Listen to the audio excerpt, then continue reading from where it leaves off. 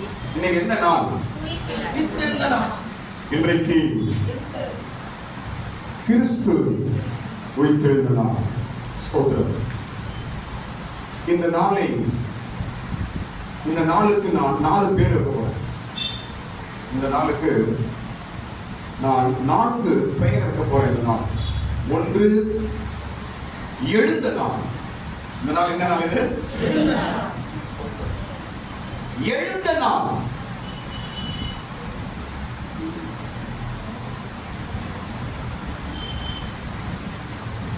எல்லாரும் இயேசுவை அடிச்சு உடைச்சு படுக்க வச்சாங்க. இயேசுவை அடிச்சு அவரை படுக்க வைத்து விட்டார்கள். ஸ்தோத்திரம். உடைக்க செய்தார்கள், அடித்தார்கள். ஸ்தோத்திரம். அந்த இயேசு இன்றைக்கு எழுந்தவர். இரண்டாவது, இந்த நாள் என்பது விரோதிகள் வெட்கப்பட்ட நாள். என்ன நாள் சொல்லுங்க? இயேசு என்றவருடைய சரித்திரம் முடிஞ்சிச்சுடா, இனிமே இயேசு என்ற பேரே இருக்காதுடா என்று நினைத்த விரோதிகள் வெட்கப்பட்டு தலை குனிந்த நாள் இந்த நாள்.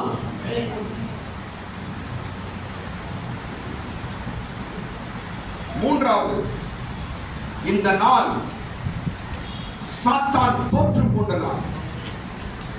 சொல்லுங்க. பிசாசு சாத்தான் தோற்று போன நாள் இந்த நாள்.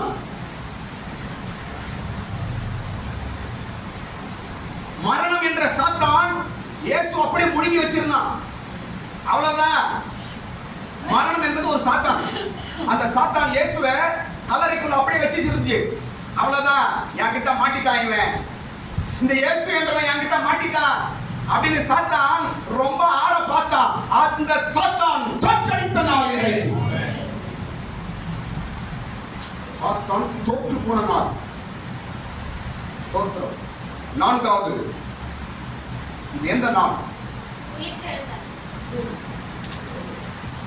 அதெல்லாம் நீங்க சொல்றது, நான் சொல்றது வேற. நான்காவது என்ன நாள்? தேவகுமாரன் என்று நிரூபித்த நாள்.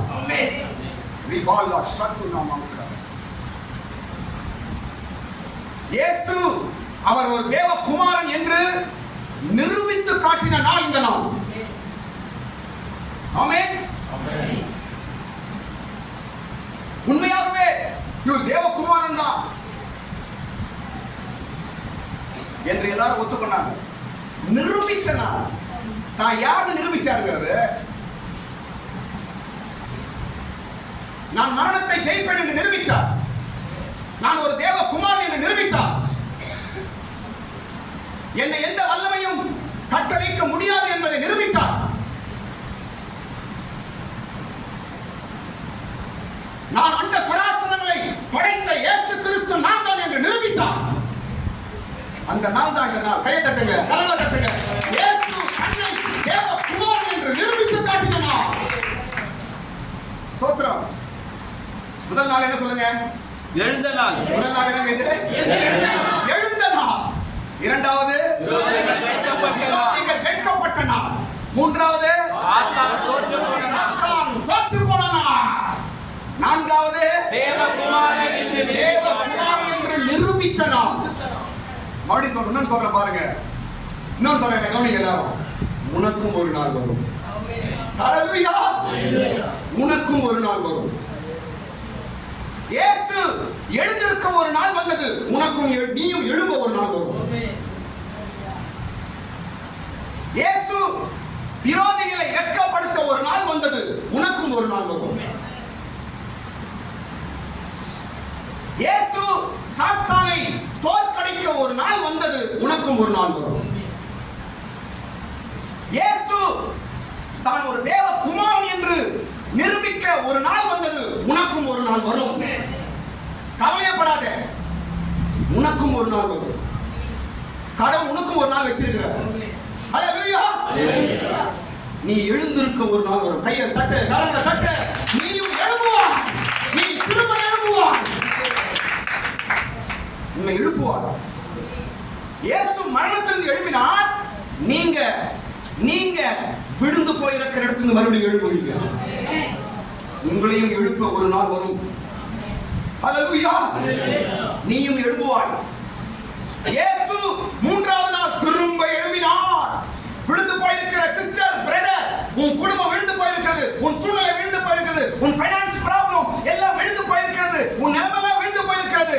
இல்ல, உனக்கு ஒரு நாள் வரப்போகுது. நீயும் திரும்ப எழும்ப போய் நிற்க போகிறார். உன்னையும் திரும்ப எழுப்பி நிற்கிற ஒரு நாள் சீக்கிரமாய் வருகிறது. கையை தட்டு. நானும் எழும்புவேன், நானும் எழும்புவேன், நானும் எழும்புவேன். ஹல்லேலூயா. ஹல்லேலூயா. ஸ்தோத்திரம். சத்துரு வெட்கப்படுத்த ஒரு நாள் வந்தது. எல்லாரும் உன்னை வெட்கப்படுத்துறாங்களா? எல்லாரும் உன்னை வெட்கப்படுத்த பார்க்கறாங்களா? ஒருவேளை எல்லாருக்கும் முன்பாய் வெட்கப்பட்டு நிக்கிறியா? இன்னைக்கு கடவுள் பேசுறார், உனக்கு ஒரு நாள் வரும். உன் சத்துருக்களை நீ வெட்கப்படுத்த ஒரு நாள் வரும். கரங்களை தட்டி ஆமென் சொல்லு. உன் சத்துருக்களை நீ வெட்கப்படுத்த போகிற ஒரு நாள் சீக்கிரம் வரும். இயேசு தான் ஒரு தேவகுமார் என்று நிரூபித்தார். ஒரு நாள் வந்துச்சு. பொறுமையா இருந்தார் அவரு. எத்தனை நாள் பொறுமையா இருந்தார் அவரு? சொல்லுங்க, எத்தனை நாள் பொறுமையா இருந்தாருங்க? 3 நாள் பொறுமையா இருந்தாருங்க. நேரம் வந்தது, காட்டினார் யாருன்னு. நேரம் வந்தது, அவர் யார் என்பதை காண்பித்தார். நானும் சொல்றேன், ஆவியானவர் சொல்லுகிறார், நீங்களும் பொறுமையா இருங்க. கொஞ்ச நாள் பொறுமையா இருங்க. கர்த்தர் நீ யார் என்பதை மற்றவர்களுக்கு காண்பிப்பார். நீ யார் என்பதை காண்பிப்பார். கையை தட்டுங்க, கரங்களை தட்டுங்க. நீ யார் என்பதை உன் விரோதிக்கு காண்பிப்பார். நீ யார் என்பதை மற்றவர்களுக்கு காண்பிப்பார். நீ உள்ளதான் என்பதை ஒரு நாள் நிரூபிப்பார். நிரூபிக்க மாட்டாரா? இயேசு தான் ஒரு தேவகுமாரனை நிரூபித்த நாள். நீ தவறு செய்யல என்பதை நிரூபிக்க ஒரு நாள் வரும். நீ தேவ பிள்ளை என்பதை நிரூபிக்க ஒரு நாள் வரும். நீ கர்த்தருடைய பிள்ளை என்பதை நிரூபிக்க ஒரு நாள் வரும். பொறுமையாக இயேசு 3 நாள் பொறுமையா இருந்தார். 3 நாள் அமைதியா இருந்தார். 3 நாள் ஒன்றும் பேசாமல் இருந்தார். 3 நாள் கட்டப்பட்டு இருந்தார். 3 நாளும் கல்லறைக்குள்ளே இருந்தார். யாரும் வரல, இருளிலே இருந்தார். நேரம் வந்தது, நாள் வந்தது, சமயம் வந்தது, எல்லா கட்டுகளும் அறுக்கப்பட்டன. இந்த நாள் தான் இந்த நாள். யானைக்கு ஒரு நாள்னா சொல்லுங்க, யானைக்கு ஒரு நாள் வருதுன்னா பூனைக்கு ஒரு நாள் வரும். யானை யாரு? இயேசு. அவருக்கே ஒரு நாள் வந்துச்சு. பூனை எனக்கு கூட ஒரு நாள் வரும். கையை தட்டு, கரையை தட்டு. எனக்கும் ஒரு நாள் வரும். நான் எழுப்புவேன். நான் யார் என்பதை கர்த்தர் காண்பிப்பார். எனக்கும் ஒரு நாள் வரும். சத்துருவை நான் தோற்கடிப்பேன். எனக்கும் ஒரு நாள் வரும். விரோதிகள் வெட்கப்பட்டு போவார்கள். நான் கர்த்தரிடத்தில் பொறுமையா இருக்கிறேன். கர்த்தர் எனக்காக யுத்தம் செய்வார். அல்லேலூயா. இப்போ இன்னொரு விஷயம் சொல்றேன் பாருங்க. இன்னொரு விஷயம் பேச போறேன். ஏன் இயேசு கிறிஸ்துவின் உயிர்த்தெழுதல் ஒரு விசேஷமா நான் ஏன் பேசுறோம்? இயேசுவின் உயிர்த்தெழுதலை விசேஷமாகவும் ஆச்சரியமாகவும் ஏன் பேசுகிறோம்? கவனிக்குமா? ஏன் பேசுறோம்? போயிட்டே இருப்பா அப்படி சொல்லிடலாமே. சொல்லுங்க, இயேசு கிறிஸ்துவின் உயிர்த்தெழுதலை ஏன் விசேஷமாய் நாம் பேச வேண்டும்? எத்தனை பேர் செத்து போனவங்க கனவுல வராங்களா இல்லையாங்க? செத்து போனவங்க கனவுல வராங்களா இல்லையா? வராங்க. அதுல ஒண்ணுதான் இயேசு, அவ்வளவுதான். இதுதான் பெருசா பேசுறது. இது ஏன் விசேஷமா பேசுறோம்? இயேசு உயிர் செஞ்சுட்டாரு, உயிரோடு எழுந்துட்டாரு என்பதற்கு விசேஷமா பேச என்ன உண்டு? யாரா சொல்ல முடியுமா? என்ன விசேஷம்? என்ன விசேஷம் தெரியுமா? எந்த சரீரத்தில், எந்த பாடியில, எந்த உடம்புல அவர் செத்து 3 நாள் அடக்கம் பண்ணப்பட்டாரோ அதே உடம்புல மறுபடியும் வந்தாரு. இதுதான் விசேஷம். ஏதோ கனவுல ஆவியா அப்படியே லைட் மாரி அப்படி புகை மாரி வந்து போறாரு. செத்தவன் ஐயோ ஒரு ஆவி மாரி வந்தாப்பா, ஒரு புகை மாரி வந்தாப்பா, ஒரு லைட் மாரி வந்தாப்பா, வெள்ளை துணி போட்டுருந்தாப்பா, தலை மிஸ்டி போட்டுருந்தாப்பா. இது நம்ம பேசுறோம் பாருங்க. இதெல்லாம் ஆவிகள். இயேசு ஆவியாய் வரல. எந்த சரீரத்தில் ஆணி அடிக்கப்பட்டதோ, எந்த சரீரத்தில் விலா குத்தப்பட்டதோ, எந்த சரீரத்தில் முள் கிரீடம் வைத்தார்களோ, எந்த சரீரத்தில் சிலுவையை சுமந்தாரோ, எந்த சரீரத்தில் ரத்தம் சிந்தினதோ, அதே சரீரத்தில் மறுபடியும் வந்து நின்றார். இதுதான் விசேஷம், இதுதான் விசேஷம், இதுதான் ஆச்சரியம். இதனால நாம பேசுறோம். ஆவியா வந்து போல இயேசு அவருக்கு சொல்றாரு, ஆவிகளுக்கு எலும்பு இருக்காது, ஆவிகளுக்கு கால் இருக்காது, என்ன தொட்டுப்பா என்று சொல்றார். இயேசு ப்ரூவ் பண்றாருங்க. ஸ்தோத்திரம். ஏதோ கனவுல அப்படியே ஆவியா வந்துட்டு ஏதோ செத்தவங்க அப்படியே வந்துட்டு என்கிட்ட பேசிட்டு போனாங்க. இல்ல, செத்தவங்களை வர வைப்பாங்க தெரியுமா உங்களுக்கு? மந்திரம் பண்ணி செத்து போனவங்க மறுபடியும் வர வைப்பாங்க. எது யார் மேலாம் வருவாங்க, வந்து பேசுவாங்க. அப்படி அல்ல, இயேசு அப்படி வரல. ஏதோ மாய தந்திரமா வந்துட்டு போல. எந்த சரீரத்தில் அவர் ரத்தம் சிந்தி ஜீவனை கொடுத்தாரோ, எந்த சரீரத்தில் 3 நாள் கல்லறைக்குள் இருந்தாரோ, எந்த சரீரத்தில் காயங்கள் அடைந்தாரோ, அதே சரீரம் மறுபடியும் அதுல வந்தார். இதான் ஆச்சரியம். இன்னொரு விஷயம் சொல்ல கவனிங்க, இன்னொரு விஷயம் சொல்ல கவனிங்க. எந்த சரீரத்தில் மரித்தாரோ அதே சரீரத்தில் திரும்பி வந்தது மாத்திரமல்ல, அதே சரீரத்தில் வந்து அவங்க முன்னாடி சாப்பாடு சாப்பிட்டாரு. என்ன சாப்பிட்டாரு? மீனும் அப்பவும் என்ன சாப்பிட்டாரு? சாப்பிட்டு காட்டாரு, நான் ஆவி கிடையாது. எல்லாம் பயப்படுறாங்க, என்ன இவர் ஆவி மாரி வந்திருக்கிறாரு, செத்தாரு எப்படி வருவாரு, இவர் ஆவி போல இருக்குன்னு சொல்லி சீஷர்கள் பயப்படுகிறார்கள். ஆனால் இயேசு சொல்லுகிறார், சாப்பிட ஏதாவது உண்டா கொடு, நான் சாப்பிட்டு காட்டுறேன். செத்து போன ஆவி சாப்பிடுமா? காசாக்கு சோறு வைக்கிறான், அவன் வந்து சாப்பிடறான்னு தெரியாது. கா கா கான்றான். ஏன்னா செத்து போன மாமாவை கூப்பிடுறேன், செத்து போன பெரியப்பா வராரு, எங்கடா வராரு? ஸ்தோத்திரம். இயேசு வந்தார், இயேசு வந்தார், ஆகாரத்தை புசித்தார், சாப்பிட்டு காண்பித்தார். ஆமென், ஹalleluya. இதாங்க இயேசுவின் மரணத்தின் ஒரு விசேஷம். இன்னொரு வார்த்தை சொல்றேன் பாருங்க. எந்த சரீரத்தில் அவர் வந்து சாப்பிட்டாரோ அதே சரீரத்தில் எல்லாருடைய கண்ணு முன்னாடி அப்படியே மேல போறாரு.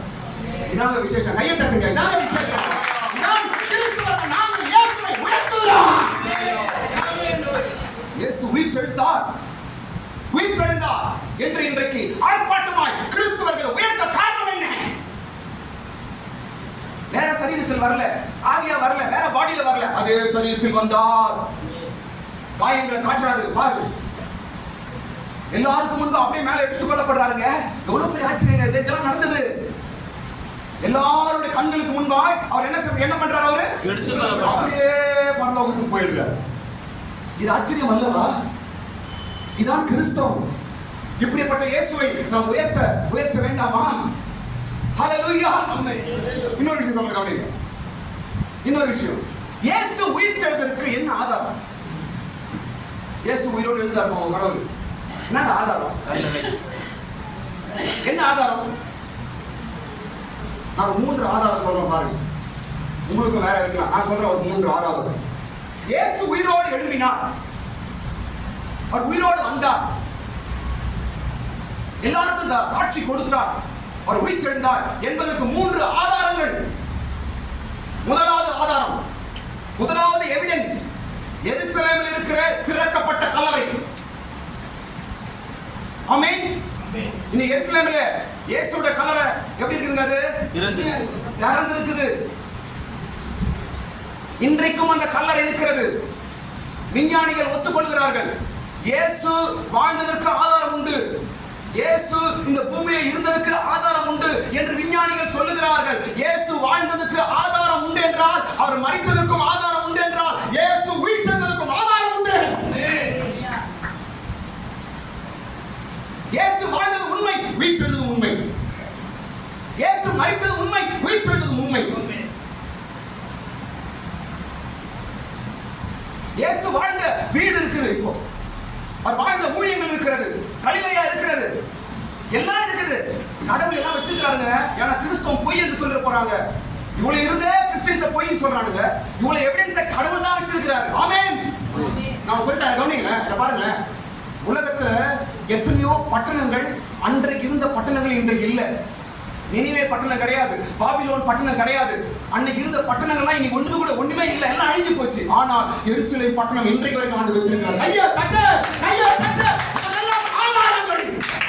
ஆதாரம் இயேசு இருக்கிறார் என்பது ஆதாரம். கிறிஸ்துவ உண்மை என்பதற்கு ஆதாரம், எவிடன்ஸ். ஏன் எருசலேம் பட்டணம் அழிஞ்சு போயிருக்கலாமே? நினிவே பட்டணம் இல்லாம போச்சு, தரியு பட்டணம் இல்லாம போயிடுச்சு, பாபிலோன் பட்டணம் இல்லாம போயிடுச்சு. எவ்வளவு பெரிய பட்டணம் தெரியுமா பாபிலோன்? அந்த பட்டணமே இல்லாம போயிடுச்சு, எவிடன்ஸே கிடையாது. ஆனால் எருசலேமை இன்னும் கட்ட வைத்திருக்கிறார். காரணம், இவையெல்லாம் நமக்கு ஆண்டவர் அடையாளங்களாக வைத்திருக்கிறார். அல்லேலூயா. இரண்டாவது ஆதாரம், முதல் ஆதாரம் என்ன சொன்னேன்? திறக்கப்பட்ட கல்லறை. எந்த கல்லறையும் பாடி ஒரு வாட்டி உள்ள வச்சுலாம் தர மாட்டாங்க, அது அப்படியே தான் கிடக்கும். ஆனால் இயேசுவின் கல்லறை திறந்து இன்றைக்கும் இருக்கிறது. ஸ்தோத்திரம். முதல் ஆதாரம். இரண்டாவது ஆதாரம் என்ன தெரியுமா? இரண்டாவது ஆதாரம், இயேசு உயிர் தெழுந்தார் என்பதற்கு இரண்டாவது ஆதாரம், இந்தியாவுக்கு தோமா வந்தது. ஆமென். தோமா இந்தியாவுக்கு வந்தது எல்லாரும் ஒத்துக்கிறாங்க, எல்லாரும் ஒத்துக்கிறாங்க. நிறைய அடையாளங்கள் இருக்கிறது. தோமா கையால கட்டின கோயில் இருக்குது. ஸ்தோத்திரம். தோமாவின் சமாதி இருக்கிறது, தோமா செய்த ஊழியங்கள் இருக்கிறது. இன்றைக்கு அந்த அடையாளங்களை யாரும் அழிக்கவே முடியல. ஆமென். அப்ப தோமா இந்த இந்தியாவுக்கு வந்தது இயேசு உயிரோடு எழும்பினார் என்பதற்கு அடையாளம். ஒத்துக்கிறீங்களா? ஏன் சொல்லுங்க, ஏன் சொல்லுங்க? ஏன்னா தோமா உயிர் தெழுந்த நம்பவே இல்லை. தோமா என்ன செய்யல? இயேசு அவர் எங்க வந்தார், போப்பா சும்மா பேசுற போப்பா அப்படின்னு சொன்னவன். இயேசுலாம் உயிரோட இருப்பேன், நான் அவர் நேரா பார்த்துலாம் நம்புவேன். அவர் நேரா மட்டும் பார்க்க மாட்டேன், என்ன பண்ணுவேன்? அவருடைய காயத்தை தொட்டு பார்த்தா தான் நான் நம்புவேன் என்று சொன்னவன் தோமா. அப்படிப்பட்ட ஆள் இங்க வந்து ரத்த சாட்சியா மாற்றான காரணம் என்ன? இயேசுவை பார்த்திருக்கிறான். ஐயா அவன் உயிரோடு பார்த்திருக்கிறான். அதனாலதான் அவன் இங்க வந்து ரத்த சாட்சியா மறிக்கிறான். இல்லைன்னா வந்திருக்க மாட்டானே, அவன் பின்னோக்கி போயிட்டு இருப்பான். அவ்வளவு ஒரு தைரியம், அவ்வளவு ஒரு தைரியம் எங்கிருந்து வந்தது? இயேசு உயிர் தெழுந்தார் என்பதை கண்ணால பார்த்தான், காயங்களை தொட்டு பார்த்தான். உண்மைதான், இயேசு உயிரோடு வந்துட்டாரு என்ற ஒரு தைரியத்தில் தான் அவன் இந்தியா வந்து ஊழியம் செய்து மறித்தான். இது இரண்டாவது ஆதாரம். ஆமென். முதல் ஆதாரம் என்ன சொன்னேன்? திறக்கப்பட்ட கல்லறை. எருசலேமிலே இன்றைக்கும் இயேசுவின் கல்லறை திறக்கப்பட்டு இருக்கிறது. அதனால் இயேசு உயிர் தெழுந்தார் என்பதற்கு முதல் ஆதாரம். இரண்டாவது ஆதாரம், தோமா இந்தியா வந்து ஊழியம் செய்து சுவிசேஷத்தை பரப்பி ரத்த சாட்சியாய் மரித்தான். அது இரண்டாவது ஆதாரம். மூன்றாவது ஆதாரம் பாருங்க, எல்லாருக்கும் தெரிஞ்சதுன்னா, மூன்றாவது ஆதாரம் இயேசு உயிரோடு எழும்பினதுக்கு மூன்றாவது ஆதாரம் என்னவென்றால் நம்முடைய கையில் இருக்கிற பைபிள். உன் கையில் இருக்கிற வேத புத்தகம் தான் இயேசு உயிரோடு எழும்பினார் என்பதற்கு ஆதாரம். இன்னைக்கு பைபிள்ல எழுதியிருக்கிற நிறைய காரியங்கள் உண்மை என்று ஒத்துக்கொள்கிறார். ஸ்தோத்திரம். நிறைய ராஜ்யங்கள் இதுக்கு முன்னாடி இருந்தது, அதை பைபிள் சொல்லுது. ஆமென். உலகம் உருண்டை என்பது பைபிள் சொல்லுது. ஆமென். இந்து தேசம் என்று பைபிள் எழுதியிருக்கிறது. ஆமென். கவனிங்க எல்லாரும். இதெல்லாம் உண்மை என்று நம்ம பைபிளில் எழுதப்பட்ட எல்லாம் உண்மை என்று எல்லாரும் நம்புறாங்க. கர்த்தருக்கு ஸ்தோத்திரம். இவைகள் எல்லாம் பாருங்க, பைபிள் எழுதப்பட்டவைகள் எல்லாம் உண்மை உண்மை உண்மை என்று ஆதாரத்தோடு சொல்லும் பொழுது இயேசு உயிரோடு எழும்பினார் என்பதை கூட பைபிள் உண்மைதான். ஆமென். ஹalleluya. அலெக்சாண்டர் இருந்தார் என்று பைபிள் சொல்லுது உண்மை. பல நாகரிகங்கள் இதுக்கு முன்பாய் மனிதர்கள் வாழ்ந்தார்கள் என்று பைபிள் சொல்லுது உண்மை.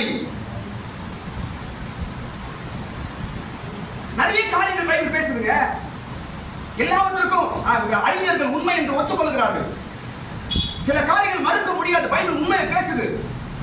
இதுக்கு முன்னாடி எத்தனை ராஜ்யங்கள், பாபிலோன் ராஜ்யம் இருந்தது, மேதியா பெர்சியா ராஜ்யம் இருந்தது, கிரீக் ராஜ்யம் இருந்தது, எகிப்து ராஜ்யம் இருந்தது, பல ராஜ்யங்கள் இருந்தது. சயின்ஸ் சொல்லுது, ஹிஸ்டரி சொல்லுது, அதுவும் பைபிள் ஆமென் என்று ஒத்துக்கொள்கிறது. ஸ்தோத்திரம். அதே போலதான் இயேசு மரித்து உயிர்த்தெழுந்தார் என்று பைபிள் சொல்லுகிறது. அது உண்மைதான். பைபிள் மூன்றாவது ஆதாரம். அல்லேலூயா. பிறகு ஸ்தோத்திரம். அடுத்த பகுதி நான் போயிருக்கேன். அடுத்த பகுதி இன்றைக்கு நான் பேச போகிற பகுதி என்னவென்றால், உயிர்த்தெழுந்த இயேசு, உயிர்த்தெழுந்த இயேசு சபையிலே செய்கிற 5 காரியங்கள் என்ன என்பதை நான் உங்களுக்கு சொல்லி நான் முடிக்க போகிறேன். இயேசு உயிர்த்தெழுந்தார். இயேசு உயிர்த்தெழுந்தார். அவர் எங்க இருக்கிறார்? இப்போ என்ன செய்து கொண்டிருக்கிறார்? எந்த இடத்துல மனிதனை சந்திக்கிறார் என்பதை குறித்து ஒரு 5 விஷயங்கள் நான் சொல்லி முடிக்க போகிறேன். ஸ்தோத்திரம். இன்று இயேசு உயிரோடு எழும்பினார்.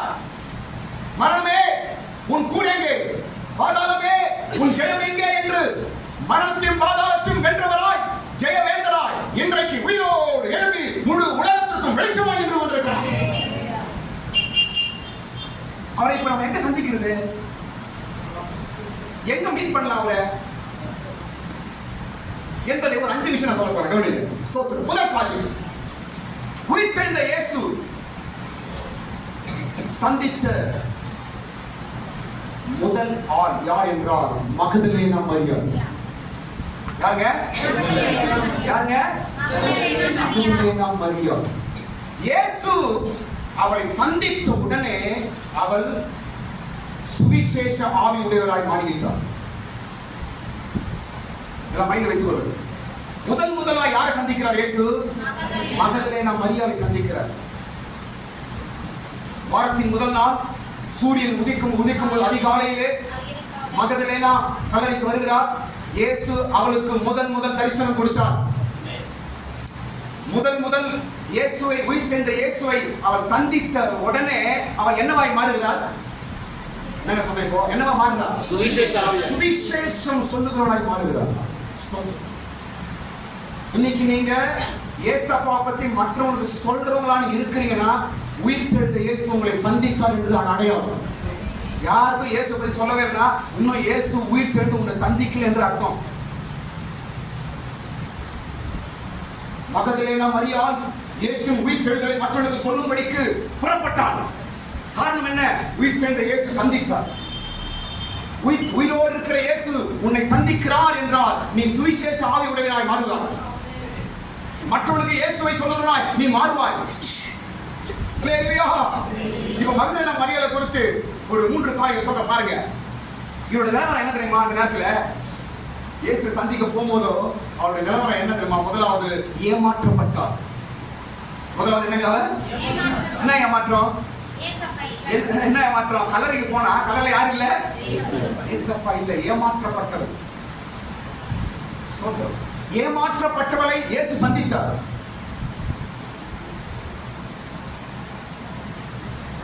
ஏமாந்து போறீங்களா? எல்லாரும் என்னை ஏமாத்துறாங்க, என் வாழ்க்கை ஏமாற்றமாய் போகிறது என்று கலங்காதீங்க. உயிர்த்தெழுந்த இயேசு உன்னை தான் தேடி வருவோம். உன்னை சந்திப்பார். இரண்டாவது, அவள் நினைத்தது நடக்கல. அவள் நினைச்சது நடக்கல. கர்த்தருக்கு ஸ்தோத்திரம். என்ன நினைச்சா? இயேசு பார்க்கணும் நினைச்சா. அது என்ன செய்யாது? நடக்கவில்லை. ஸ்தோத்திரம். இயேசு அவளை சந்தித்தார். ஒருவேளை உன் வாழ்க்கையில நினைத்தது நடக்கவில்லை என்று கலங்காத. நான் நினைச்சது எதிர்பார்க்கிறது நடக்கலையே என்று நினைக்க கவலைப்படாத. ஸ்தோத்திரம். உயிர்த்தெழுந்த இயேசுவின் வேலை உன்னை சந்திப்பதுதான். இதான் அவருடைய வேலையா அவர் இருக்கிறாரு. ஸ்தோத்திரம். கடைசி ஒரு காரியம் மகதலேனா மரியாளுக்கு சொல்றேன் பாருங்க. கடைசி காரியம், அவள் ஏன் கர்த்தர் இயேசு அவளை முதல் ஏன் சந்தித்தார் என்றால், வாரத்தின் முதல் நாள் இயேசுவை தேடி வந்தார். ஆமென். அதனால் அவளை இயேசு சந்தித்தார். முதல் நாள்னா என்ன? வாரத்தின் முதல் நாள்னா என்ன? சொல்லுங்க, சத்தமா சொல்லுங்க. வாரத்தின் முதல் நாள் என்றால் ஞாயிற்றுக்கிழமை. ஏன் மகதலேனா மரியாளை கர்த்தர் ஏன் ஆசீர்வதிக்கிறார்? ஏன் அவளை உயர்த்துகிறார்? ஏன் அவளை சாட்சியாக நிறுத்துகிறார்? ஏன் அவளை சந்திக்கிறார் என்றால், வாரத்தின் முதல் நாள் இயேசுவை தேடி வந்தால். நான் சொல்றேன் கவனிங்க. உயிர்த்தெழுந்த இயேசுவை, உயிரோடு இருக்கிற இயேசுவை நீங்க சந்திக்க வேண்டும் என்றால் ஞாயிற்றுக்கிழமை சர்ச்சுக்கு வந்தா பார்க்க முடியாது. ஞாயிற்றுக்கிழமை ஆராதனையில் தான் உயிர்த்தெழுந்த இயேசு நம்மை சந்திக்கிறார். அப்போ அவர்தான் உங்கள் வாழ்க்கையை மாற்றுறார். மகதலேனா மரியா வந்து பெரிய ஆள் கிடையாதுங்க, பேய் பிடிச்சவங்க. அவங்க எத்தனை பேய் பிடிச்சிருந்தாவல? 7 பேய் பிடிச்சவாவ. அவளை ஆண்டவர் சாட்சியுள்ளவளாய் மாற்றுகிறார், அவளை சுவிசேஷியாய் மாற்றுகிறார். இன்றைக்கு பைபிள்ல அவருடைய பேர் நம்ம படிக்கிறோம். பெரிய பரிசுத்தவான் கிடையாது, அவ பெரிய ஒரு டிவோட்டி கிடையாது, பேய் பிடிச்ச பொம்பளை. எல்லாரும் சொல்லிருப்பாங்க பேய் பிடிச்ச பொம்பளை அப்படின்னு சொன்னாங்க. இன்னைக்கு பைபிள்ல மகதலேனா மரியாதை குறித்து மேன்மையா எழுதப்பட்டது. காரணம் என்ன தெரியுமா? வாரத்தின் முதல் நாள் அவர் இயேசுவை சந்திக்க போனார். நான் சொல்றேன் பாருங்க, நம்ம யார் பெரிய பரிசுத்தவான்க, பெரிய நீதிமான்கள் யாரும் கிடையாது. கர்த்தருக்கு ஸ்தோத்திரம். எல்லா இடத்திலும் குறைகள் உண்டு. ஆனாலும் தேவனுடைய நாளை நீங்கள் கனப்படுத்தி தேடி வரும்போது உங்களை கர்த்தர் ஆசீர்வதிக்கிறாங்க. கையை தட்டுங்க. ஹalleluya. மகதலேனா மரியா ஏன் சந்தித்தார் என்றால் வாரத்தின் முதல் நாள் ஞாயிற்றுக்கிழமை தேவனை தேடி வந்தார். அதனால அவருடைய வாழ்க்கை மாறிற்று. ஸ்தோத்திரம். ஏமாற்றம் மாறிற்று. இன்னைக்கு ஏமாந்து போறீங்களா? சர்ச்சுக்கு வாங்க, அப்பதான் கர்த்தர் உங்களை ஆசீர்வதிப்பாரு. இல்லைன்னா உங்க வாழ்க்கை ஏமாற்றமா தான் இருக்கும். நினைச்சது நடக்க நினைக்கிறீங்களா? சர்ச்சுக்கு வாங்க. ஞாயிற்றுக்கிழமை சர்ச்சுக்கு வாங்க, நீங்க நினைக்கிறது நடக்கும். ஞாயிற்றுக்கிழமை சர்ச்சுக்கு வாங்க. யார் உங்களை ஏமாற்றினாங்களோ அவங்க முன்பாய் கர்த்தர் உங்களை உயர்த்தி நிறுத்தி வைப்பார். இதெல்லாம் பைபிள் நடக்கிற காரியம். ஸ்தோத்திரம். நீங்க தகுதி இல்லாம இருக்கலாம், உங்களை சாட்சியாக கர்த்தர் உயர்த்தி நிறுத்துவார். நீங்க ஞாயிற்றுக்கிழமை உயிர்த்தெழுந்த நாள்ல இயேசு சந்திக்க வர வேண்டும். எப்ப வந்தா இவ? எப்ப வந்தாங்க? அதிகாலையில் வந்தால், அதிகாலையில் ஓடி வரா. ஸ்தோத்திரம். இங்க அதிகாலையில் வைக்கிறோம், 10 மணிக்கு தான் வைக்கிறோம். இதுக்கே நேரத்துக்கு வர்றது கிடையாது.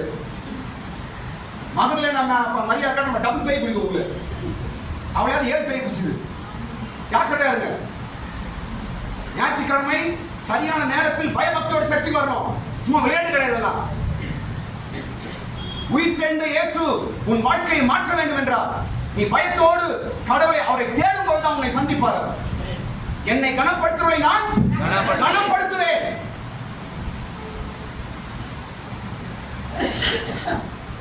அவன் வாழ்க்கையை மாறிச்சுங்க. பேய் பிடிச்ச ஒரு ஆள் பேர் பைபிள் இருக்குது. பேய் பிடிச்ச ஒரு ஆள் பேரு பைபிள் இருக்குது. அது எங்க இருக்குது? மெயின் இடத்துல இருக்குது. எந்த இடத்துல இருக்குது? மெயின் இடத்துல. எல்லாரும் படிக்கிறோம். இயேசு உயிர்த்தெழுந்தார் என்று முதல் உலகத்துக்கு சொன்னது யாரு? சத்தமா சொல்லுங்க. மரியாதை. யாரு பேய் பிடிச்சிருக்கோங்கள? ஒருவேளை அவர் சொல்றது நம்பிக்கை மாட்டேன். ஏய் பேய் பிடிச்சிருப்பா, போய் சொல்லுங்க. இது பேய் பிடிச்சிட்டு இது ஏதோ வளருது அப்படின்னு நினைச்சிட்டு இருப்பாங்க. கர்த்தருக்கு ஸ்தோத்திரம். கடைசியில அவள் சொன்னதான் உண்மையாச்சு. கையில தட்ட அவள் சொன்னதுதான் உண்மை. நீங்க எல்லாரும் அற்பமா நினைக்கலாம். அதுவா லூசு, அதுவா அது ஒண்ணுமே தெரியாது, அதுவா அந்த குடும்பத்தை சரியா பார்த்து தெரியாது, அதுவா அந்த பொம்பளையா அந்த ஆளா என்று அற்பமாய் உன்னை பேசலாம், அற்பமாய் உன்னை நினைக்கலாம் எல்லாரும். ஆனால் நீ உயிர்த்தெழுந்த நாளிலே இயேசுவை சந்திப்பாய் என்றால் உன் வாழ்க்கை தலைகீழாய் மாறும். கையை தட்டு. உன் வாழ்க்கை தலைகீழாய் மாறும். ஸ்தோத்திரம். இரண்டாவது காரியம் சீக்கிரம் சொல்லி முடிக்கிறேன். இரண்டாவது காரியம், உயிர்த்தெழுந்த இயேசு நம்மளை எப்ப சந்திக்கிறார்? முதலாவது ஞாயிற்றுக்கிழமை சந்திக்கிறார், அப்படிதாங்க. இரண்டாவது நம்மை சந்திக்க நேரம் எது என்றால் ராபோஜனம், திருவிருந்து. எங்க சந்திக்கிறாங்க? திருவிருந்த நம்மை சந்திக்கிறார். பைபிளை படிச்சு பாருங்க. உயிர்த்தெழுந்த இயேசு தன் சீஷர்களுக்கு எப்போ தன்னை வெளிப்படுத்துகிறார் என்றால் அப்பம் பிட்டும் போது தன்னை வெளிப்படுத்துகிறார். லூக்கா கடைசி அதிகாரம் இருக்குது. எப்ப வெளிப்படுத்துறாங்க? அப்பம் பிட்டும் போது. லூக்கா 24ஆம் அதிகாரம், லூக்கா 24ஆம் அதிகாரம் 30, 31, 35 வசனங்கள் வீட்டுல படிச்சு பாருங்க. டைம் இல்லை, நான் போறேன். எப்பொழுது கடவுள் அவர்களை காண்பிக்கிறார்? சீஷர்களுக்கு தன்னை எப்ப காட்டுறாரு? திருவிருந்து. திருவிருந்து ஜோக் கிடையாது. திருவிருந்து நம்ம இஷ்டம் கிடையாது. திருவிருந்து ஏதோ ஜூஸும் பிரெட்டும் சாப்பிடுறது கிடையாது. திருவிருந்து உயிர்த்தெழுந்த இயேசு நம்மை ஆசீர்வதிக்கிற நேரம். உயிர்த்தெழுந்த இயேசு நம்மை சந்திக்கிற நேரம். இன்னைக்கு எல்லா சபையிலும் திருவிருந்து இருக்குது. ஆனா எல்லாம் மாடலா போயிட்டு எல்லாம் ஒரு சுத்திகரிப்பு. ஆண்டவரே என் மரணத்தை நினைவு கூறுங்கள், இது என்னுடைய ரத்தம், இது என்னுடைய சரீரம் என்று சொல்லிதான் பைபிள்ல கொடுக்குறாங்க. அது கர்த்தருக்கு ஸ்தோத்திரம். என்ன கவனிங்க, நான் வந்து உங்களுக்கு அப்பம் நான் பிட்டு கொடுக்கிறேன் என்றால் நான் அல்ல, இயேசு உங்களுக்கு கொடுக்கிறார். பைபிள்ல படிக்கிறோம், அவர் அப்பத்தை பிட்டு கொடுத்தார். அவர் அப்பத்தை பிட்டு ஆசீர்வதித்து கொடுத்தார் என்று பைபிள்ல படிக்கிறோம். ஸ்தோத்திரம். அப்பம் கொடுப்பது நான் அல்ல, இயேசு கொடுக்கிறார் உங்களுக்கு. அவர் சரீரத்தை கொடுக்கிறார். திருவிருந்திலே நாம் பங்கு கொள்ளும் பொழுது உயிர்த்தெழுந்த இயேசு நம்மை சந்திக்கிறார். உயிர்த்தெழுந்த இயேசு நம்ம இடத்துல வராது. ஸ்தோத்திரம். இயேசு உயிரோடு எழுப்பினார். எங்க இருக்கிறார் அவர்? ஞாயிற்றுக்கிழமை ஆராதனை இருக்கிறார். எங்க இருக்கிறார் அவர்? திருவிருந்தில் இருக்கிறார்.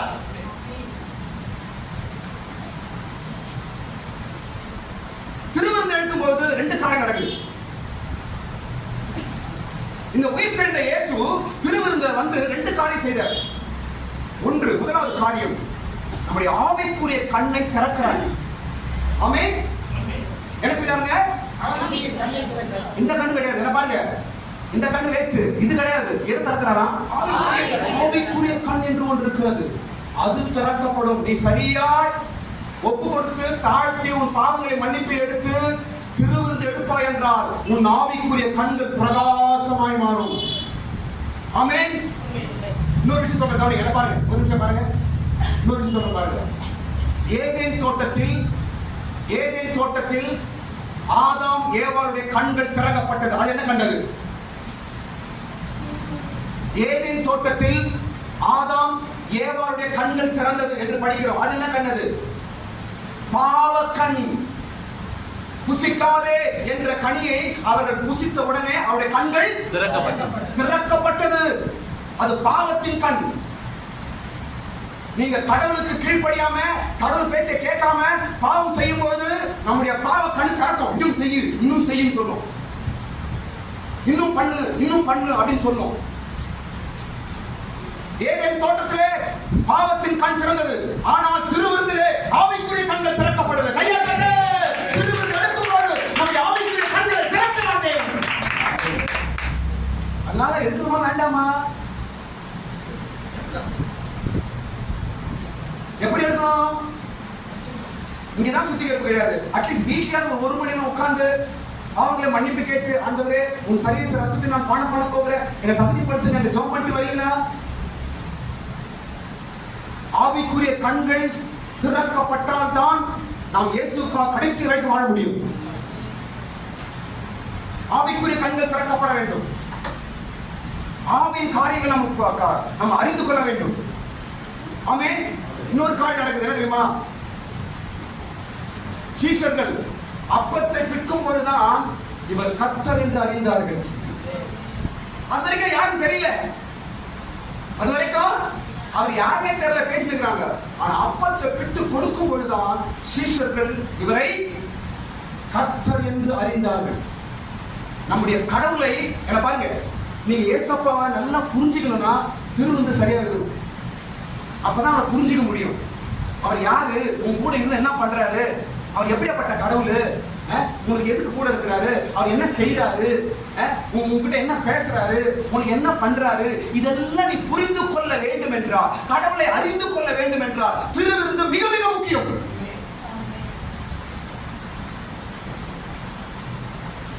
சாத்தான் ஏமாத்துவாங்க. சர்ச்சுக்கு போ, பிரச்சனை. ஆனா ஜபனம் பண்ணாத, சும்மா கை தட்டு, கணக்கு தட்டு, பார்த்து எல்லாரையும் சிச்சினு திருவிருந்து ஒண்ணும் கிடையாது. அங்க போனா பாஸ்டர் கொடுப்பாரு, வாங்கி வாயில கொடுப்பாரு, கதை கைது. இப்படி நடத்துவான். ஆனா என்ன பிரயோஜனம்? ஒரு பிரயோஜனம் கிடையாது.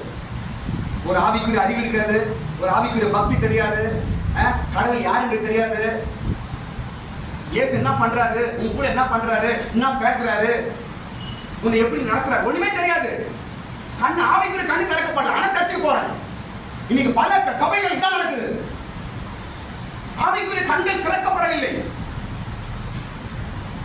கடவுள் இஷ்டமா இல்ல, கடவுள் இஷ்டம் இல்லாத செய்வாங்க, இஷ்டம் இல்லாத பேசுவாங்க, இஷ்டம் இல்லாத நடப்பாங்க. காரணம் என்ன? கண் திறக்கல. எது சரி எது தவறு என்று தெரிந்து கிடையாது. சாத்தான் பைபிள் இருந்து நீதிமொழிகள்ல சாத்தான் மனக்கண்களை குருடாக்குறான். திருவிருந்து மிக முக்கியம். ஜாக்கிரதையா திருவிருந்து எடுக்கணும்.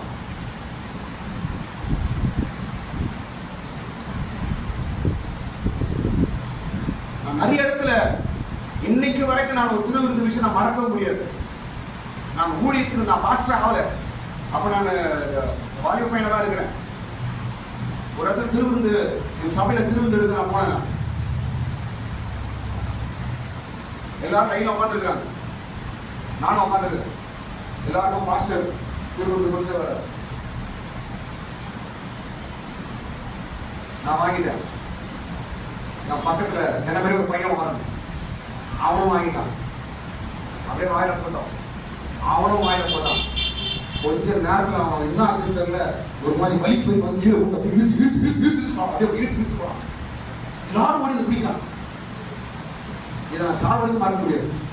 நான் உடம்பு நடுந்துச்சு. ஒரு செகண்ட் நான் வாயில போட்டான், அவ்வளவுதான்.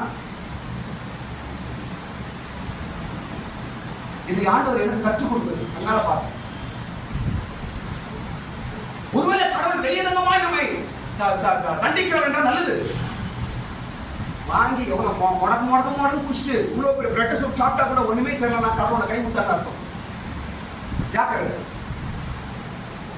அடி வாங்கணும். நம்ம அடி வாங்கினா பிள்ளைகள், அடியே வாங்கலனா நீ வேசியின் பிள்ளை.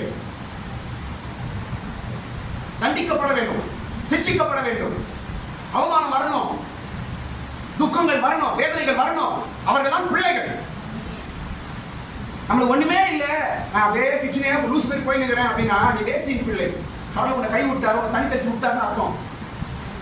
ஸ்தோத்திரம். திருவிருந்து மிக மிக முக்கியம். திருவிருந்துல பைபிள்ல படிக்கிற பயமா இருக்கு. அநேகர் பலவீனப்பட்டார்கள், அநேகர் உயிர் கூட போயிடுச்சு. ஏன்? திருவிருந்து மனக்கண்கள் திறக்கப்பட வேண்டியது. திருவிருந்து நம்மை பக்தியாய் மாற்றக்கூடியது. திருவிருந்து உயிர் தெழுந்த இயேசு நம்மை சந்திக்கிறது. இயேசு உயிர் தெழுந்தார், எங்கே? திருவிருந்துக்கு வருகிறார். இன்னைக்கு திருவிருந்து இருக்குது. எத்தனை பேர் நல்லா வாங்க போறாங்கன்னு தெரியல. நான் பாஸ்டர் பயம் காட்டுறீங்க, நைஸா எதுக்கு போயிருக்கேன் பாஸ்டர். எப்பா இப்படி சொல்லிட்டாரு பாருங்க, அப்படின்னா பண்ணா ஏன் நைஸா வெளியே போயிருக்கணும். எவ்வளவு நாள் வெளியே போக? எவ்வளவு நாள் வெளியே போக? மூன்றாவது காரணம், உயிர் தெழுந்த இயேசு மூன்றாவது என்ன வேலை செய்ய, எங்க சந்திக்கிறார்? முதல் காரணம் ஞாயிற்றுக்கிழமை ஆராதனை, நடுவில் நம்ம மரியாதை சந்தித்தார். இரண்டாவது இரண்டாவது சந்தித்தார் திருவிருந்தில் உயிர் தெழுந்த இயேசு நம்மை சந்திக்கிறார். மூன்றாவது என்னவென்றால் வேத வசனத்தை விவரித்து காட்டுவார். யாரு? உயிர்த்தெழுந்த இயேசு. இதெல்லாம் எங்க படிக்கிறோம்? லூக்கால படிக்கிறோம். லூக்கா 24 அதிகாரத்துல வீட்டுல படிச்சு பாருங்க. இதெல்லாம் நமக்கு தெரிஞ்ச விஷயம் தான். வீட்டுல போய் பைபிள் படிங்க. சும்மா வசனம் படி, அத்தை படி, இதை படி, கேடு, இதெல்லாம் என்னுடைய ஸ்டைல் கிடையாது. இதெல்லாம் நல்ல ஒரு தேர்ன ஒரு பைபிள் நல்ல ஒரு ஸ்டூடெண்ட்ஸ் போல உங்களை நான் வளர்க்குறேன். நீங்களே எல்லாம் கண்டுபிடிச்சிருக்கீங்க. ஆதியாகமம் 1 அதிகாரம் 7 வசனம் படிங்கள். 5 பேர் படிக்கிறது என்ன இதெல்லாம் படிங்க, வீட்டுல படிக்கிறதுல. என் ஸ்டைல் அப்படி கிடையாது கிடையாது. நான் போயிட்டே இருப்பேன், நீங்க ஃபாலோ பண்ணாங்க. எங்க இருக்குது ஏது பாஸ்டர் இப்படி சொல்றாங்க என்று அறிவை உணர்த்தி வீட்டுல வேதத்தை படித்து வேதத்தில் தேர்தலாய் மாற வேண்டும். ஆமென். நான் சொல்றேன் தப்பா ரைட்டா? கையை தட்டுங்க, கரங்களை தட்டுங்க. ஹalleluya. ஆமென். மூன்றாவது காரணம், மூன்றாவது எங்கே சந்திக்கிறார் என்றால் வேத வசனத்தை நமக்கு என்ன செய்யறாரா? விவரித்து காட்டுவார். உயிர்த்தெழுந்த இயேசு எங்க இருக்கிறாரு? பிரசங்கம் பண்றாரு. சரி, இப்படி ஒரு கேள்வி கேட்கலாம். உங்களுக்கு அந்த கேள்வி வருதோ நான் சொல்லி தரேன். இப்போ ஒரு கேள்வி கேட்கலாம். பாஸ்டர், உயிர்த்தெழுந்த இயேசு தான் வேலை செய்யறாருன்றாரு சொல்றீங்களே, அப்ப பரிசுத்த ஆவி வேலை செய்யறது இல்லையா அப்படின்னு கேட்கலாம். உயிர்த்தெழுந்த இயேசு தான் இதெல்லாம் செய்யறாரு அப்படின்னு சொல்றீங்க, அப்ப பரிசுத்த ஆவியான செய்தியா அப்படின்னு கேட்கலாம்.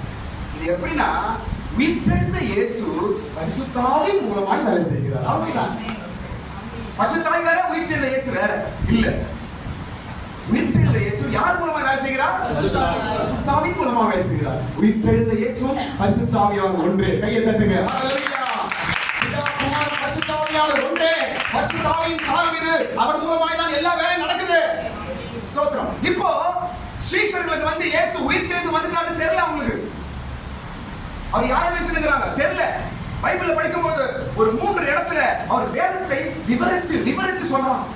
லூக்கா 24 அதிகாரம் 45 வசனம், 27 வசனம், 32 வசனம், 3 வசனத்தை படிக்கும்போது அவர் வேதத்தை விவரித்து காட்டுகிறார். ஒரு வருஷம் மொத்தம் படிங்க.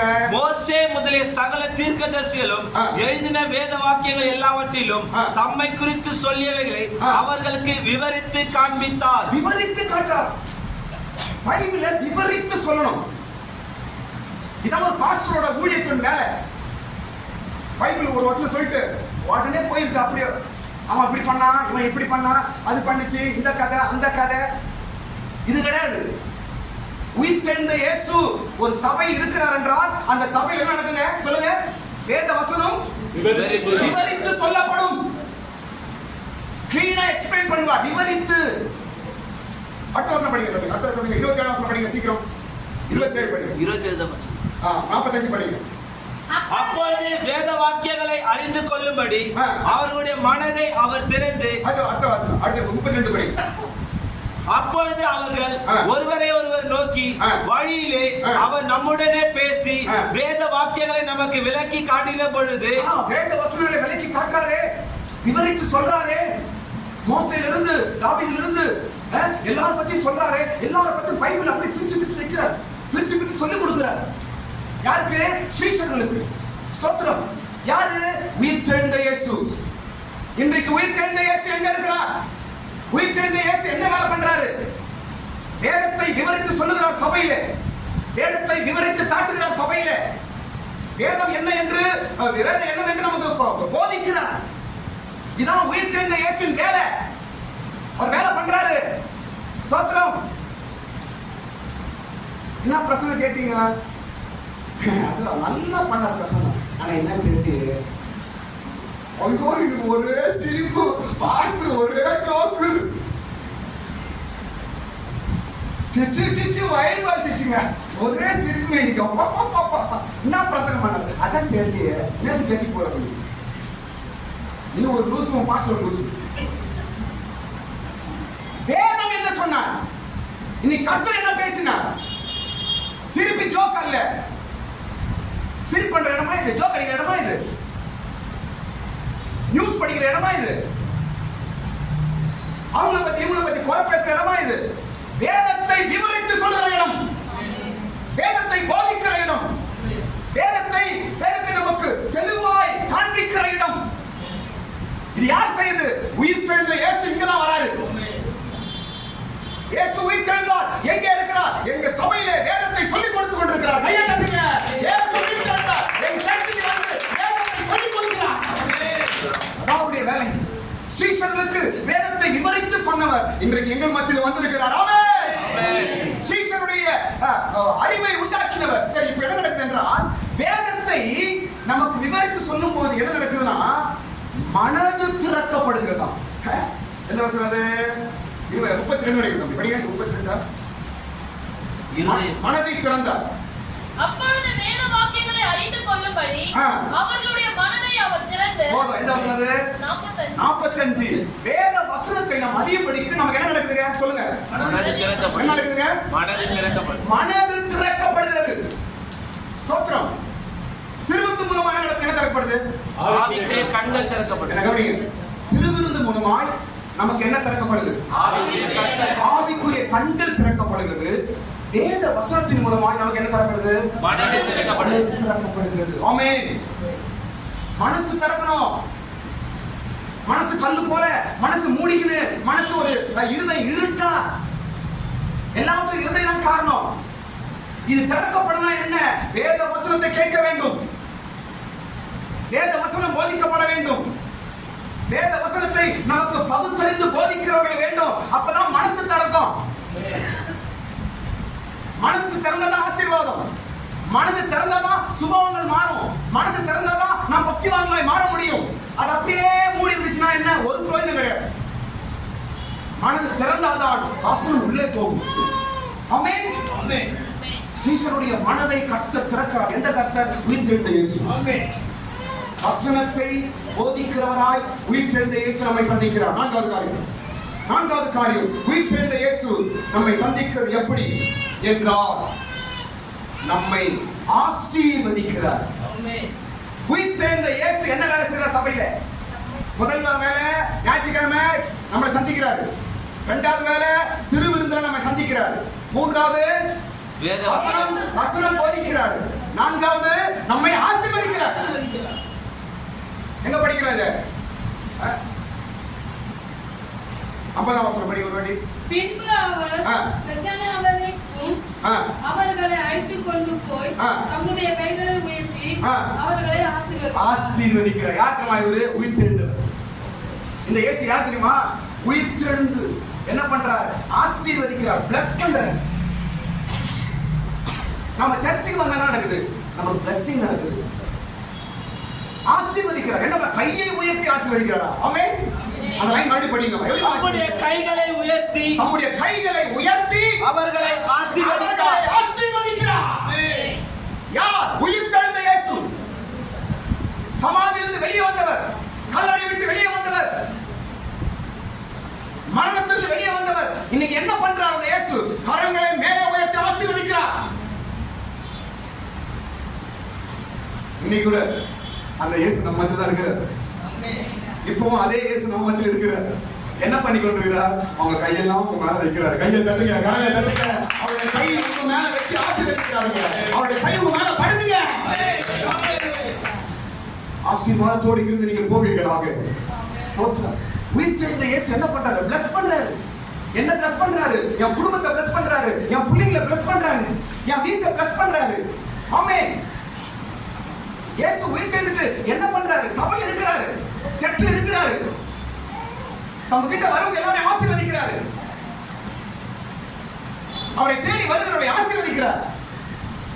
இன்னொரு சொல்ல கவனிங்க. என்ன பாருங்க. அவர் கரங்களை உயர்த்தி அவர்கள் எல்லாரையும் ஆசீர்வதிக்கும் போது மேல போயிட்டார். அடுத்த வசனம் படிங்க. அவர்களை ஆசீர்வதிக்கையில் அவர்களை விட்டு பிரிந்து பரலோகத்துக்கு எடுத்துக் கொள்ளப்பட்டார். எப்ப மேல போறாரு? எப்ப மேல போறாரு? ஆசீர்வதிக்கும் போது மேல போயிடும். இவ்வளவு நல்லா இருக்குல்ல? இது நான் பார்த்து சொல்ல கவனிங்க. அம்மா நீ 10 வாட்டி போயிட்டு உட்கார். ஸ்தோத்திரம். கவனிங்க. இன்னொரு விஷயம் சொல்ல கவனிங்க.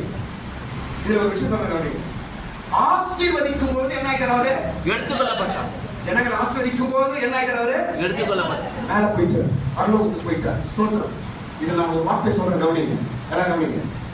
நீங்கள் மற்றவர்களை ஆசீர்வதித்தாதான் பரலோகம் போக முடியும். மறுபடியும் சொல்றேன் கவனிங்க. நீங்கள் மற்றவர்களை பிளஸ் பண்ணாதான் மேல போக முடியும். ஆமென். நீங்கள் மற்றவர்களை பொறாமையோடு, நீங்கள் மற்றவர்களை விரோதத்தோடு, பகையோடு பார்ப்பீர்கள் என்றால் நீங்க மேல போகவே முடியாது. இயேசு எப்ப மேல போறாரு? ஆசீர்வதிக்கும் போது மேல போறாரு. நாம் எந்த அளவுக்கு மற்றவங்க நல்லா இருக்கணும். கடவுள் ஆண்டவரே அவங்களுக்காக ஸ்தோத்திரம், ஏசப்பா இவங்களுக்காக ஸ்தோத்திரம், ஏசப்பா எங்க பாஸ்டருக்காக ஸ்தோத்திரம், ஏசப்பா பிரதருக்காக ஸ்தோத்திரம், ஏசப்பா சிஸ்டருக்காக ஸ்தோத்திரம், எங்க சபைக்காக ஸ்தோத்திரம்னு எந்த அளவுக்கு மற்றவங்களுக்காக நீங்க ஆசீர்வாதத்துக்காக ஜெபம் பண்றீங்களோ அந்த அளவுக்கு நீங்க மேல போகும்படி தகுதியாய் மாறுவீர்கள். இது யார் சொல்லி தர்றது? உயிர்த்தெழுந்த இயேசு சொல்லி தராரு. அதனால எந்த அளவுக்கு மற்றவங்க நம்ம போராப்பட்டு கோபம் விரோதம் போராப்பட்டு நான் மேல போறதுக்கு தடையாங்கே இருக்கும். நம்ம பரலோகம் போக முடியாதுங்க. மனப்பூர்வமாய் மற்றவர்களை பிளஸ் பண்ணுங்க. ஸ்தோத்திரம். மனப்பூர்வமா மற்றவர்களை ஆசீர்வதிங்க. மனப்பூர்வமா மற்றவர்களுக்கு நல்ல நடக்கட்டும். ஆண்டவரே அவங்க குடும்பத்துக்காக ஸ்தோத்திரம், இவங்களுக்காக ஸ்தோத்திரம், அந்த சிஸ்டருக்காக ஸ்தோத்திரம். அவங்க மேல எனக்கு கோபம் இருக்குது ஆண்டவரே, ஆனாலும் ஸ்தோத்திரம் சொல்லி பழகு. அவங்க மேல எனக்கு வெறுப்பு வருது ஆண்டவரே, ஆனாலும் ஸ்தோத்திரம், அவங்களுக்காக ஸ்தோத்திரம். அப்படி சொல்லி பாரு, அந்த வெறுப்பு கோபம் போயிடும். மேல போனமா வேணாவா? இல்ல பாஸ் எங்க நடந்தாங்க கூலா இங்க உட்காந்துக்கலாம் பாஸ். என்னத்துக்கு மேல? எங்க மேல இல்ல, அதுக்கும் மேல. எல்லாரும் மேல போதான் வரும். கீழே போறதுக்கா மேல போறதுக்கா? சொல்லுங்க. கீழே போட்டு இங்க இருந்து வரணும். எல்லாரும் பரலோகம் போக வேண்டும். உங்க வாழ்க்கை நிரந்தரம் அல்ல. இன்னைக்கு வேற வாழ்க்கைலாம் ஒரு டூப்பு, ஒரு நாடகம். இன்னைக்கு இருக்கு, நாளைக்கு கிடையாது. அடுத்த நிமிஷம் நடக்குன்னு தெரியல. மற்றவர்களை ஆசீர்வதி.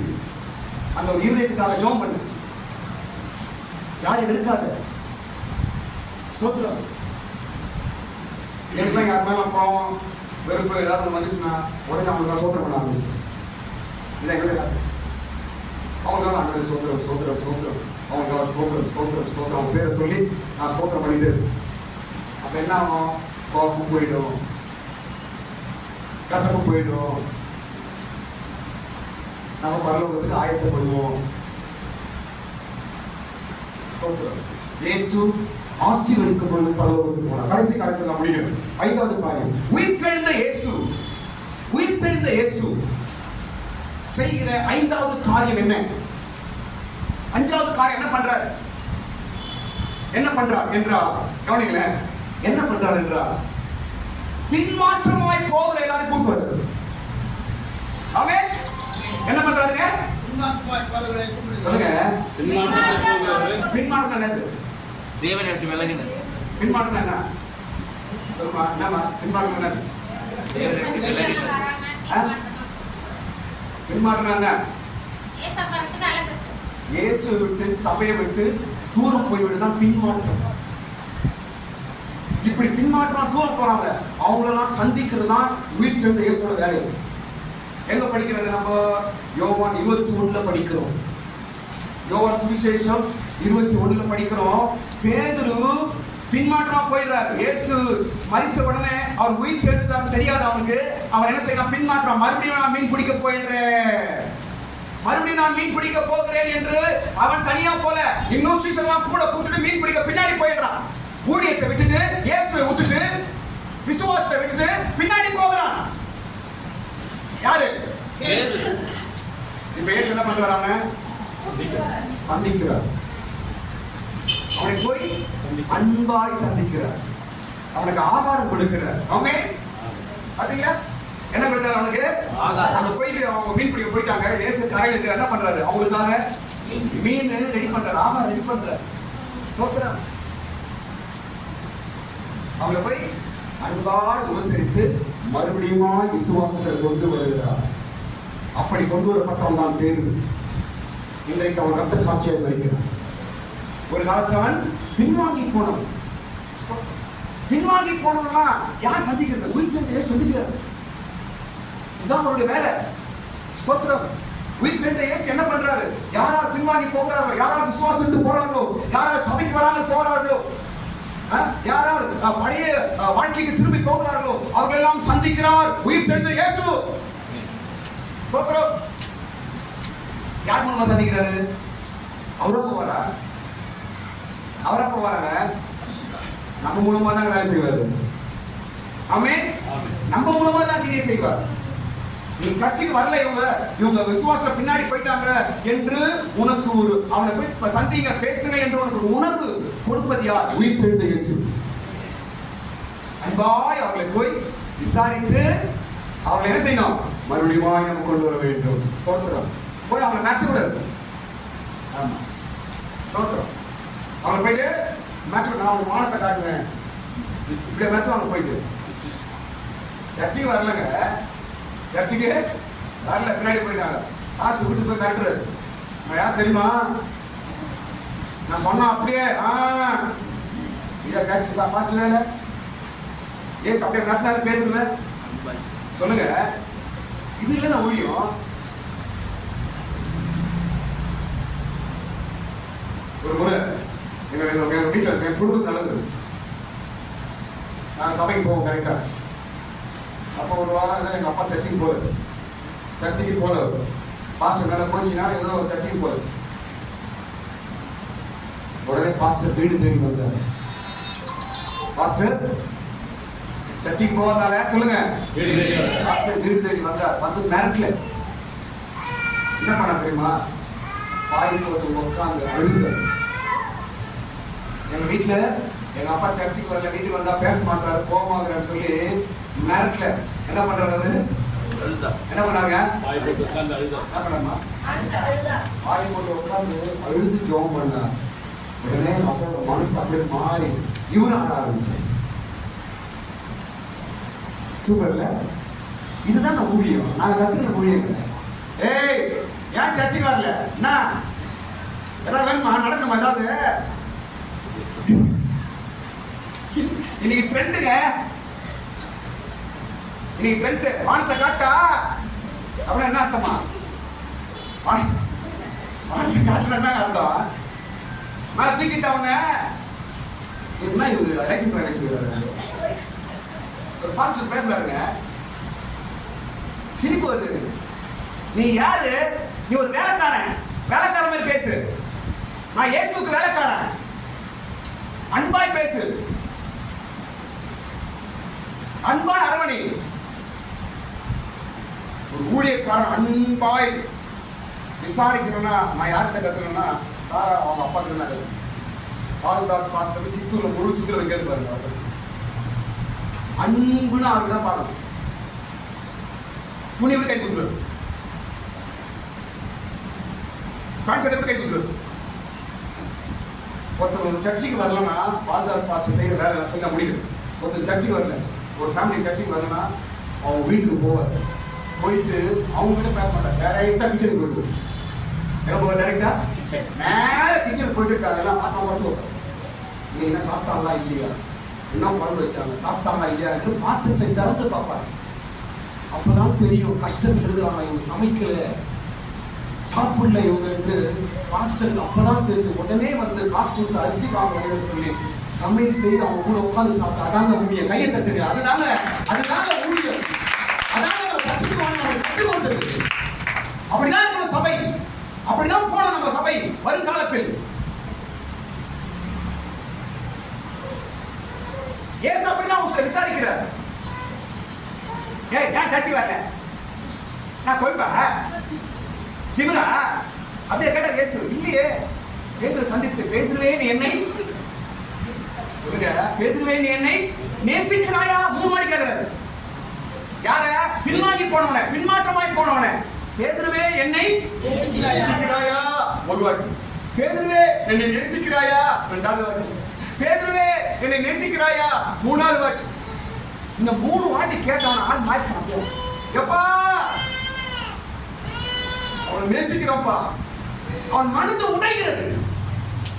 இதோ என் ஆட்டுக்குட்டிகளை மேய்ப்பாயாக என்று மறுபடியும் ஊழியத்தை கொடுக்கிறார். இதாங்க இயேசு. கடவுளை தட்டுங்க, முடிக்கலாம். எல்லாரையும் சந்திக்கிறார். கர்த்தருக்கு ஸ்தோத்திரம். இந்த நாளிலும் அந்த இயேசு நம்மத்தில் இருக்கிறாருங்க. அவர் உயிரோடு இருக்கிறார். பல காரியங்களை செய்து கொண்டிருக்கிறார். நம்மை ஆசீர்வதிக்கிறார். நமக்கு வேதத்தை விவரித்து காட்டுகிறார். திருவிருந்தில நம்முடைய கண்களை திறக்கிறார். அது மாத்திரம் அல்ல, ஒவ்வொரு ஞாயிற்றுக்கிழமையும் நம்மை சந்தித்து நம்மை பிளஸ் பண்ணுகிற இயேசுவா இருக்கிறார். எல்லா கரங்களை மேல உயர்த்தி எல்லாருமே ஸ்தோத்திரம் பண்ணுவோம். ஆமென், ஹல்லேலூயா. ஸ்தோத்திரம் ஆண்டவரே, துதிக்கிறோம். Praise the Lord. ஸ்தோத்திரம் ஆண்டவரே, துதிக்கிறோம் ஆண்டவரே, துதிக்கிறோம் ஆண்டவரே. ஹல்லேலூயா. ஸ்தோத்திரம், ஸ்தோத்திரம். Praise the Lord. ஹல்லேலூயா. உம்மை துதிக்கிறோம், உம்மை துதிக்கிறோம், உம்மை துதிக்கிறோம், உம்மை துதிக்கிறோம் ஆண்டவரே. ஸ்தோத்திரம், ஸ்தோத்திரம் ஆண்டவரே. ஹல்லேலூயா. ஸ்தோத்திரம். எனக்காய் ஜீவன் விட்டவரே, என்னோடு